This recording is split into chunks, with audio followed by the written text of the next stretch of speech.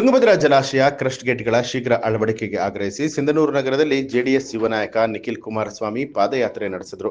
ನಗರದ ಕೋಟೆ ಈರಣ್ಣ ದೇವಸ್ಥಾನದಿಂದ ಎಪಿಎಂಸಿ ಆವರಣದವರೆಗೆ ಪಾದಯಾತ್ರೆ ನಡೆಸಿ ರಾಯಚೂರು, ಕೊಪ್ಪಳ, ಬಳ್ಳಾರಿ, ವಿಜಯನಗರ ಜಿಲ್ಲೆಯ ರೈತರ ಸಮಾವೇಶಕ್ಕೆ ಚಾಲನೆ ನೀಡಿ ಮಾತನಾಡಿದಂತಹ ಅವರು, ತುಂಗಭದ್ರಾ ಜಲಾಶಯದ 33 ಕ್ರಸ್ಟ್ ಗೇಟ್ಗಳಲ್ಲಿ 18 ಕ್ರಸ್ಟ್ ಗೇಟ್ಗಳು ಕೆಲಸವನ್ನ ಮಾಡ್ತಾ ಇಲ್ಲ. ಹಾಗಾಗಿ ಈ ಭಾಗದ ಜನರಿಗೆ ನೀರಿನ ಅಭಾವ ಕೂಡ ಉಂಟಾಗಿದೆ. ಶೀಘ್ರವಾಗಿ ಕ್ರಸ್ಟ್ ಗೇಟ್ಗಳನ್ನ ಅಳವಡಿಸಬೇಕು. ಹಾಗೆ 2ನೇ ಬೆಳೆಗೆ ನೀರು ಕೊಡಿ, ಇಲ್ಲವೇ ಎಕರೆಗೆ 50,000 ಪರಿಹಾರ ಕೊಡಿ ಅಂತ ಹೇಳಿ ನಿಖಿಲ್ ಕುಮಾರಸ್ವಾಮಿ ಆಗ್ರಹಿಸಿದ್ದಾರೆ.